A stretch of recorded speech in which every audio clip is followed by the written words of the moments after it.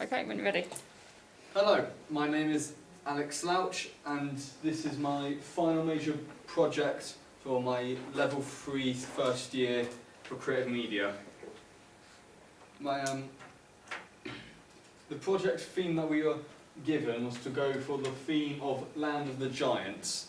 With this theme, it is going to be presented in an expedition for the title of Digital World, to demonstrate a range of digital skills used in industry today for a number of things, be that advertisement, games, designing, modelling, anything that could be used that you need for modelling or digital technology in general.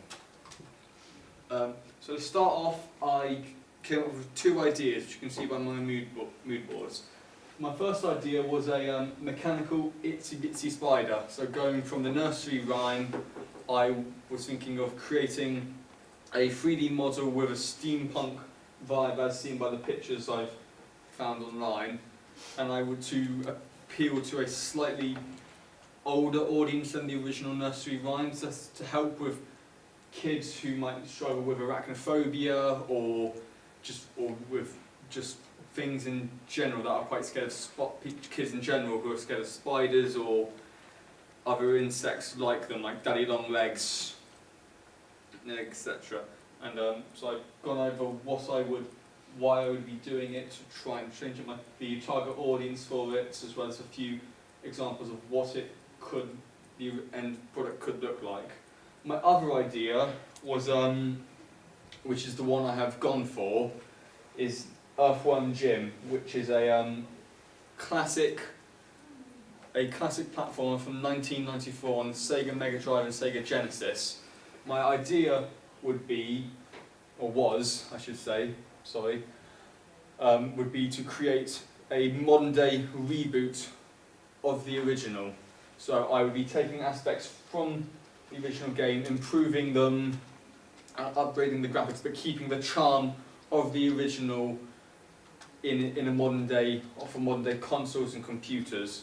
So as you've seen, I've gotten pictures from what the game looks like, its box art, a few other small aspects of what I would be needing to do in it, and an idea of what a port looked like for a phone game, or version of it. Now, so as I said, I decided to go with the EarthWorm Gym one just because that one struck with me more. I found it like I could do more with it, and it would be quite different compared to what other people would be doing for this project and for the exhibition, to give people a hands-on experience rather than just watching a trailer or video. So for the aims, it was I was going to create a single proof of concept level. So it wouldn't be a completely finished like an actual video game. It would be a much earlier pre-alpha build, just to show what I'm capable of and what a finished product could be if it were to be shown at the expedition and possibly even picked up by an indie studio or big game company to be further developed with a full team behind it, with experts in the field instead of just myself. And to make it appealing, I have a few aims you've seen I tasked myself with having to complete to make it as best as I can, and those were a main character sprite with a walking animation.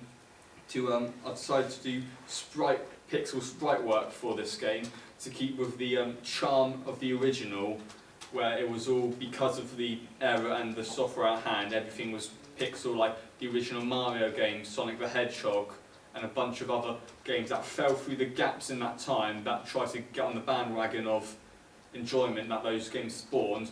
But EarthWorm Gym managed to keep on with a quite dedicated fan base for a few years before reaching development hell, which I'll get into in a moment. So I was targeted myself with a main character sprite with walking animations that would play as the game developed, at least one enemy type. I would like to make more if I have more time to do so, which I will get into later on in this presentation. Platforms with colliders on it from Unity to be able to actually stand on and concepts of the game, instead of just the character just being on top of them. So the platforms would be fully modelled and pixeled in detail. It would have different layers and cons to be able to be worked properly, as well as I should mention that everything on here, even though it is not my strong suit and I've never touched it before properly, would all be coded in C# script to be able to work its functionality as an actual video game instead of just a PNG in Unity, which is the game software that I will be developing this in. And for my target audience, I have two target audiences. I have a main target audience, which is 7 to 12-year-old boys who enjoy video games and platformers like Super Mario Bros, Sonic the Hedgehog, but they feel like they're getting a little bit old for it, that they've been playing the games that have been made for everyone to enjoy from 3-year-olds onwards, and they want something a little bit more intense, a little bit more challenging than what those games can bring. And I plan to do that by creating a game which is at the time a bit more challenging than the common ones, EarthWorm Jim, and also adding in, compared to normal platformers, a shooting element, side-scrolling, slightly more difficult enemies than your slow walking AIs that those games have. And my sub-audience is 25 to 30-year-old men, and this is because back when the EarthWorm Jim originally came out in 1994, the people that played that game then are now much older, they're adults, they have plenty of money, or hopefully they do, and I hope to catch them in by bringing them in with this sense of nostalgia, to bring them in thinking, I remember playing this game as a child, I loved it, let's see what this modern day take on it is, and see if they hope to capture the enjoyment they experienced when they were a child playing it for the first time in their living room back home. And keeping in mind my main audience, I decided to create the game with following the guidelines of a PEGI 7 rating. That way my main audience will be able to play it and enjoy it while still holding some challenges and hopefully bringing in even more people than my main audiences are with the age gap and challenge it would bring. Research. For my research, as I slightly mentioned earlier, there are 3 primary focuses for my research. One was EarthWorm Jim, and this was looking at the original game, the legacy it holds and the impact it has today and what's really happened to it, because I'm sure if you were to search out, you'd see there hadn't been any EarthWorm Jim games for a very long time, except for some ports over to the Xbox 360, and this is because like many classic games of the 1990s, when the transition came to 3D games, it fell apart with the studio they were with. The EarthWorm Jim had 2 very successful games on the Sega Genesis and platforming and 2D platforms and pixels, so much so that this main company expanded it greatly. It had a TV show that ran for 2 years, it had a bunch of toys and merchandising which sold for millions around the world, and it had a very big following of its enjoyment and wacky humour, as well as silly main character design compared to the more serious or common enemies and other characters. Jim always looked slightly out of place being a worm in a spacesuit, but it still managed to work and capture audiences globally. So I looked into the games, what they were like, how hard they were, and how they stand up to modern day 2D platformers. I also did a lot of practical research, and this was because as I said, I'm having to code everything, but I don't have any experience with coding 2D games in Unity, as well as just general pixel creation at all. So I did a lot of research into Unity coding in C#, pixel sprites, and 2D platformers in general to enhance my understanding a lot more than it was at the beginning of this project, so I could create something at the end which was much better than much better than someone would have thought if they heard someone's making a game that's had no experience in any of these qualities before touching it. And my final main area was worm research. Because I was making a reboot and not a remake, I decided to change a bit of EarthWorm's Jin's enemy type and a few other, and just its scenery in the game. So I'm planning to make a underground level like a worm in soil is the main backing. So I looked into a lot of worms, into their predators, so what eat them, which were a lot more things eat worms to my surprise than I thought there were, other than the standard birds and fish from baiting. I also looked into the habitats, so where you would find them and what things I could use from the habitats into inspiration to import into my game.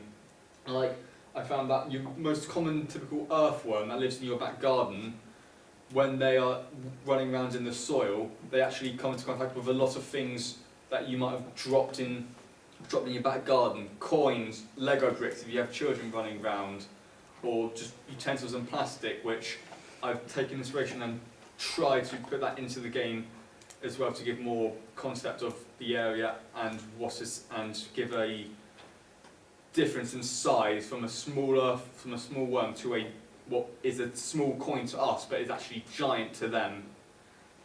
And also for my research, as I was developing my game, I got my classmates as well as family and friend members to test the game as I was developing it, to get crucial feedback to then improve the later development before my final product. And the final bit of research I did is I used a contact I had gained from my work experience, which I did a month's work experience working for a small indie video game company, and I spoke to one of their programmers called Ben and asked him for some advice before I went into this, and he gave me some sources as well as general coding and Unity game making advice that I could then use to improve my game as I went on, as well as when coming across a problem I had dealt with, sending him pictures and files for him to look over to make sure that what I had done was fine, and making sure that it wouldn't have any side effects in the future. Now, I've kind of already said, but there are three main practical tools I would be using through this project, and that would be the Unity game engine for the general making, my sprite animation, as well as rendering and finalising. Photoshop and GIMP, which are my drawing softwares I have used, and those would be for the actual sprites, making of the characters, the level design, which I will get to in a minute, as well as any objects, enemy sprites, just everything that I had to draw by hand or on computer, I did using those two softwares to get them as accurate and detailed as possible. And we also used Visual Studio, which is a add-on to Unity, to do all my coding in my C# scripts, so I'd be able to properly see all the inputs and make sure the coding was working. As I was saving it, I could go straight from writing a line of code, saving it, going into Unity to see if there was any error messages appearing because of my mistakes in the code. As I just said, I also came up with a level design before making, which I have a very rough draft here, as you can see, which is the general level and how far along it would be, and a few of the enemy placements throughout it. So, as you see here, I have the starting, as I've simply drawn a stickman figure to display where you would start and where the end piece of the product is, as well as obstacles that I may add or remove more of as I went on, and just a few squares to represent the enemy types and where they are placed throughout my level. As I said, I did sprite work, and as you can see, these are all the sprites I made during my game. This big one here is my main character sprite, which I went into the most detail with, creating a frame-by-frame animation, as in this idle to and full walk cycle and back, as well as an idle animations in different variants, and a mirrored version of the original walk cycle, so you could move both sides. And over here, I have my firing animation. This, or sprite I should say, this took quite a while because I was using one of the original sprites, as well as trying to add in my blaster gun, which would be where the crosshair and projectile came out of to actually interact with enemies and the scene in general. And it took quite a while to add that, as I was trying to find a way to simply take the blaster's own image and place it on top of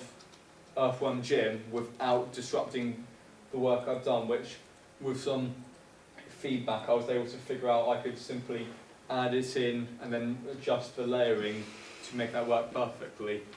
And as I quickly indicated too, I've also made a crosshair PNG to work in the game, as well as the projectiles, the blaster, and here is my platforms, which I've made different variants in length, in detail, so it doesn't, even though they all look quite similar, there is a bit of variety instead of just the same platform posted over and over again. There are long ones, there are some shorter ones, some medium length ones, if you will.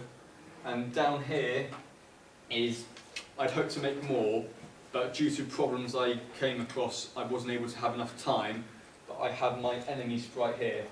Because of some issues which I'll get into later on in the show, I wasn't able to create a full walking cycle animation like I had hoped I could for the enemy sprite. So I only have a still image for the enemy sprite that moves with the AI coding, which is one problem I struggled with when creating it. And so I'm sure some people will notice I've taken inspiration for the enemy. This is a cricket, which to my surprise was actually a predator to earthworms.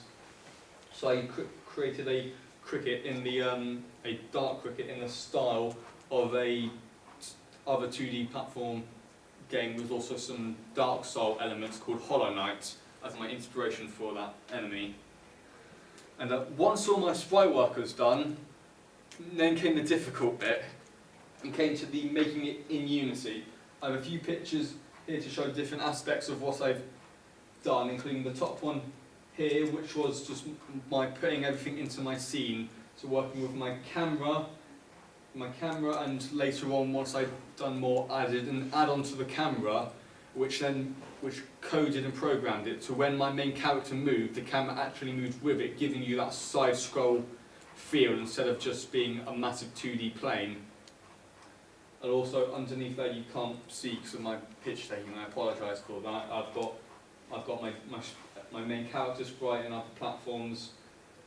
And down here, I haven't been able to do it much justice, is the animation time spread. So to make this, I created a scene for my character and took all the individual sprites that I made separate from their original file in the sprite editor and changed it to a 64 by 64 frame, and then took the ones I needed for, as you can see here, my running left animation, and planted them down into the frames, into every separate frame. So when I input the code or the controller input, it will move and change each frame accordingly to the amount of time set to change. And over here I have a bit of my EarthWorm Gym settings in Unity. I have the player control script and its separate functions. So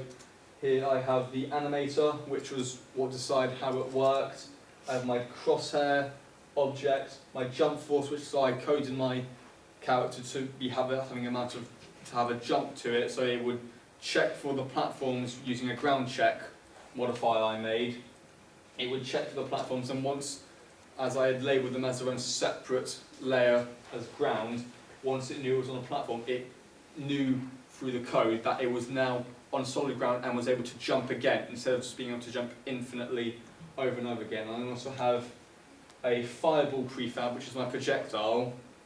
So the prefab allows it to interact on its own, separate from the main character, as well as being able to I created its own code for it so it could hit enemies, destroy them from the game, as well as collision with platforms.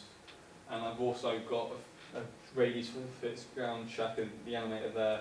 I added a rigid body 2D property to it to allow it to have actual physics instead of just walking straight. So it had physics, so it had gravity acted to it. If you fell off, it would fall down quicker, gaining more gravity and force as it went on. And as I said about my platforms, this is a quick grab of showing its box collider, which was what activated it, as well as its platform tag and its ground layer, which so it wouldn't interact with anything that wasn't on its layer and cause any problems. And then was my coding. I made 4 separate C# codes to indicate different aspects of things. So this one here is my fireball coding. So I went over how the projectile would move, how it would interact with other objects, as well as dying, and a very small part of my player control, as well as this input, so it would work with a Xbox controller, which I was using to test. I am now going to show you my gameplay of me playing the game, as well as narrating a few things over it.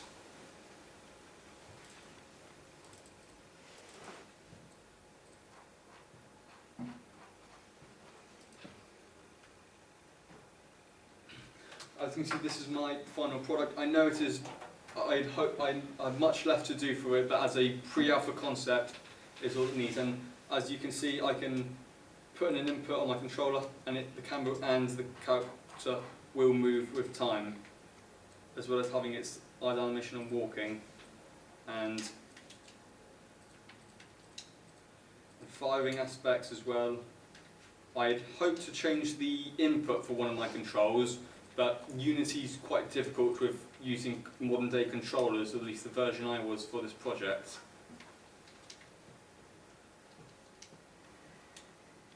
And I apologise that I don't talk too much. I still have a few problems I need to work out and tweak with getting stuck on some objects, as well as adding a health bar system and score aspect as the time goes on. And I've also, as I've shown in my level design, I added a pound coin that I made in quite a lot of detail, more than I should have, to block off a path, which also rewards and punishes players for exploring or taking the wrong path without hindering their enjoyment of the game.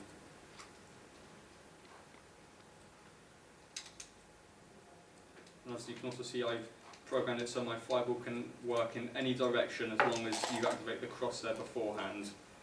And also it codes off so it doesn't go on forever in case you miss your target, and doesn't block up and lag the actual game. And that is all I have at this point in time. I know there are still things I should add, like especially an ending sequence here, or if you were to be hit by an enemy a certain amount of times, be teleported back to the beginning or restart, but I haven't implemented that as of this time because that takes more time in coding than I have available for this project. I gloss over it slightly. Problems. I came across a lot of problems during this, especially the coding aspects. As I had one wrong word, or even with this one, I added a S at the end of this speed here by accident, and by doing so, it broke the entire game's code, crashing Unity whenever I tried to initiate the game, and I was terrified of losing all my work during the time. But I then went back over it, everything very, very closely, and even getting rid of this aspect and typing it out again in more carefully, not rushing anything, to get the right code to work and no problems. I also came across a firing animation problem with the code, which I ended up spending a day and a half onto, which ruined my timing schedule, which meant I wasn't able to go into as much detail on the enemy sprites as I had intended. because there was no point working on the enemy's AI and hit detection if the projectile wasn't working at the time. And I also came across some ground detection problems where if I placed platforms too close together or overlapping too much, the AI enemy detection system wouldn't read the platform they were on properly, and they would float off into space. But I was able to fix that problem with slight adjustment and changing my box collider on platforms. And it's made it a bit lackluster, but my evaluation is, even though there are problems, I'm very happy with the outcome of this project. I was able to meet all my aims of the main character animation, as well as the enjoyment of the level, and through testing, including the final product, I sent the file off to multiple people for them to play, as well as fill out a survey to give me reviews and feedback even after I was finished, to make a few tweaks. One big one was, I've used an Xbox controller for this. People who were using a PlayStation 4 controller, because of the different inputs on the controller, the right analog stick, which should be for aim, wasn't working, and they had to use the left and right trigger functions to actually aim the crosshair properly. And that is my presentation. I hope you've all enjoyed watching, and if you have any questions, please speak now. If not, thank you very much. Yeah, I've got a question. What would have you done differently for your final game? For the final game, I'm generally quite happy with, but if I had more time, I would have, instead of having a single colour background, I would have liked to actually put in a detailed background so you could see things in the background, maybe glimpse of sunlight beaming through, or what I'd originally hoped in my first thoughts would be a fox or a bird moving in the background through little gaps in the soil, which would then lead to the end, transitioning you to the next sequence in the game. I also would have liked to add an ending screen or something like that, so when you actually complete the level, instead of just having to exit the game, it would have said something like finish or congratulations, as well as giving you a display of like your score and what health you had left. Are there any other questions? No? No, thank you Thank you very much for listening.